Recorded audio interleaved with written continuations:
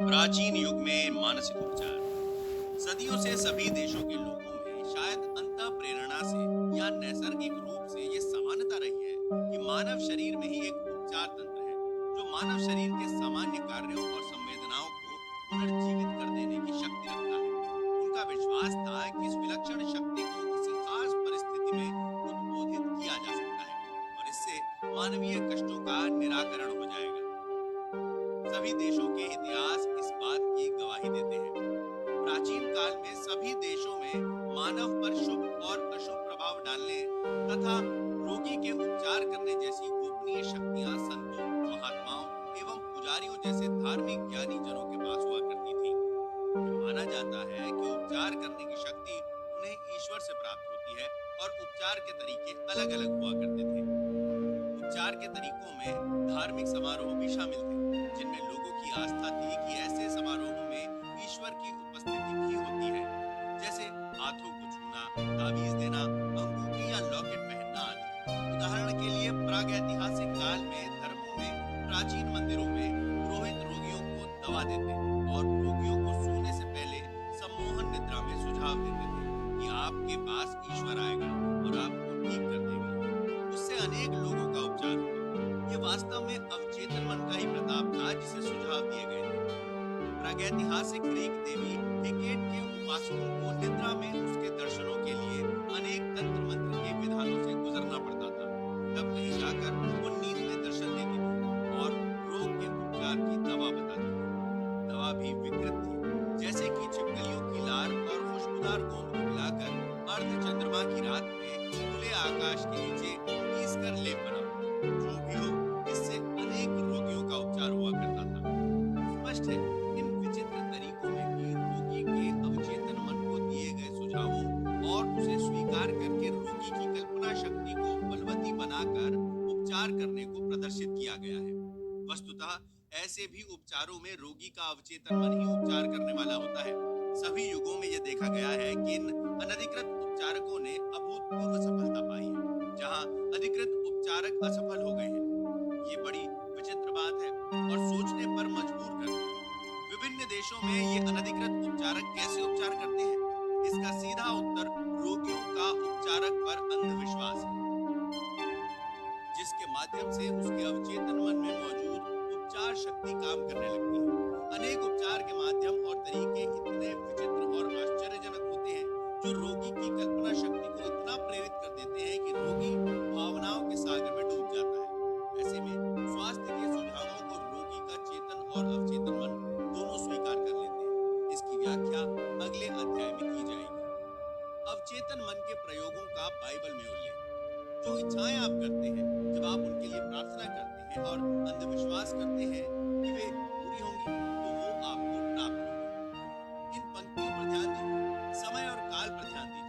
प्रेरित लेखक कहता है कि इस बात पर विश्वास कीजिए और सच मानिए कि हमारी इच्छा पूरी हो गई है या कि पहले ही पूरी हो चुकी है और इसका अनुभव भविष्य में मिलने जा रहा है। इस तकनीक की सफलता दृढ़ विश्वास पर निर्भर करती है कि विचार, धारणा, चित्र मन में पहले ही बन चुका है। मन के साम्राज्य में किसी वस्तु के तत्व का होना तभी हो सकता है जब ये सोचा जाए कि वह वास्तव में वहां मौजूद है।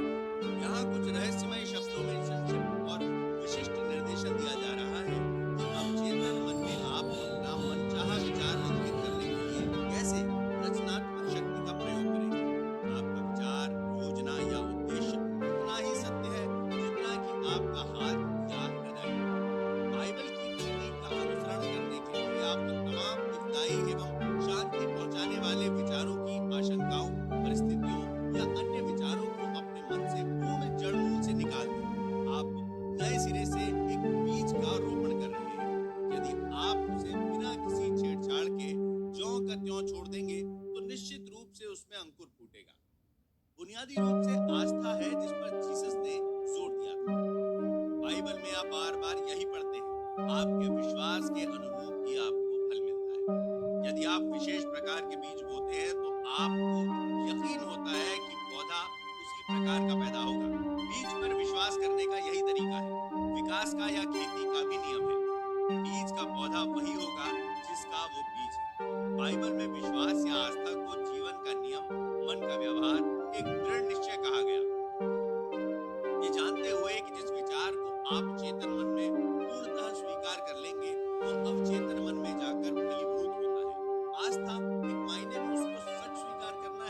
जिससे आपका तर्क और आपका विवेक इनकार कर रहा है। जैसे चेतन मन के छोटे मोटे तर्कों और वितर्कों आदि को बाहर करके अपने अवचेतन मन की आंतरिक शक्ति पर पूर्ण भरोसा करना आस्था है। बाइबल की तकनीक का एक अभूतपूर्व दृष्टांत मैथ्यू में दिया गया है। और जब वो घर में आया, अंधे लोग उसके पास आए तथा जीसस ने कहा, विश्वास करो कि आप ये कर सकते हो। उन्होंने उससे कहा, हाँ प्रभु। तब उसने उनकी आंखों को ये कहते हुए छुआ, अपनी आस्था के अनुकूल हो। और उनकी आंखें खुल गई और जीसस ने आदेश दिया कि कोई ये जान न पाए। अपनी आस्था के अनुकूल, इन शब्दों में आप देख सकते हैं कि जीसस वास्तव में अंधे व्यक्ति के अवचेतन मन से सहयोग की प्रार्थना कर रहे थे। उनकी आस्था ही उनकी सबसे बड़ी आशा थी। उनकी आंतरिक भावना, उनका आत्मिक विश्वास था कि कुछ चमत्कार हो, उनकी प्रार्थना का फल मिलेगा, और वही हुआ।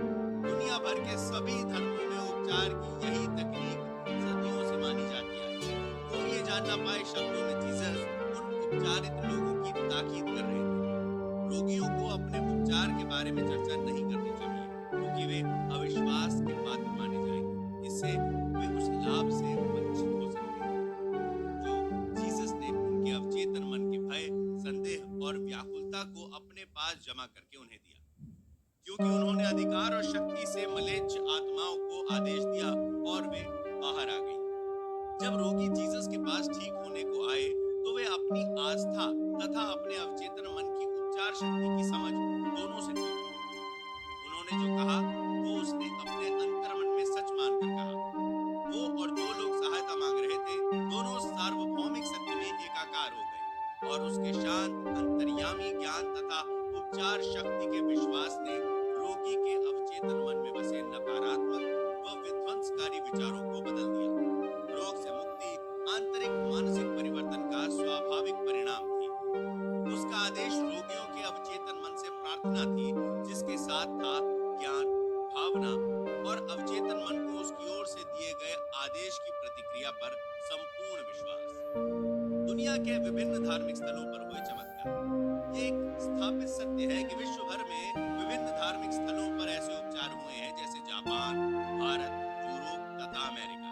मैंने जापान के अनेक धार्मिक स्थलों को देखा है। याबुत्सु में भगवान बुद्ध की विशाल कांस्य प्रतिमा है, जिसमें बुद्ध दोनों हाथ जोड़कर बैठे हैं और उनके मुख पर प्रकाश दीप्तिमान होकर जगमगा रहा है। उस प्रतिमा की ऊंचाई 42 फीट है और वो बुद्ध महान के नाम से विख्यात है। यहाँ मैंने बूढ़े और जवानों को प्रार्थना करते देखा है। उपासक यहाँ मोमबत्तियां जला रहे थे। गाइड ने मुझे एक युवती की प्रार्थना का अर्थ सिखाया, जो 2 संतरों का भोग लगाकर झुकी हुई खड़ी थी। उसने मोमबत्ती भी जलाई। गाइड ने बताया कि उसकी आवाज गायब हो गई थी और उस तीर्थ स्थल पर आने के बाद उसकी आवाज लौट आई। वो बुद्ध को अपनी आवाज के लिए धन्यवाद दे रही थी। उसके मन में आस्था थी कि उसकी गाने वाली सुरीली आवाज फिर से लौट आएगी, यदि वो कुछ औपचारिकता निभाए और उपवास रखे तथा कुछ विशिष्ट भेंट अर्पित करे। इन सब से उसमें विश्वास और आशा ने जन्म ली, जिससे प्रेरित होकर उसके मन में आस्था उत्पन्न हो गई।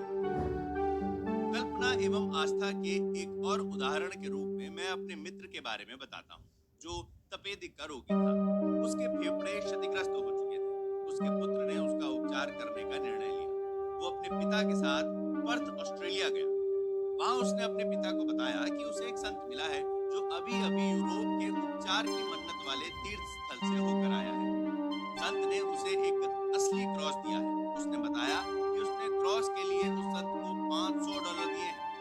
वास्तव में उस युवक ने राह चलते लकड़ी का एक टुकड़ा उठा लिया था, जिसे उसने सुनार को देकर अंगूठी के आकार का एक रिंग बनवा लिया, जो देखने में सचमुच की अंगूठी लगती थी। उसने अपने पिता को बताया कि इसको सिर्फ छूने से अनेक लोगों की बीमारी दूर हो गई है। उसने उस अंगूठी का इतना गुणगान किया कि उसके पिता की काल्पनिक शक्ति इतनी प्रेरित हो गई कि उनसे रहा नहीं गया, और उस अंगूठी को उसने अपने पुत्र के हाथ से छीन लिया और अंगूठी को अपने सीने से लगाकर शांत होकर प्रार्थना में लीन हो गया तथा अंततः गहरी निद्रा में सो गया। सुबह उठा तो उसका तपेदिक रोग गायब था।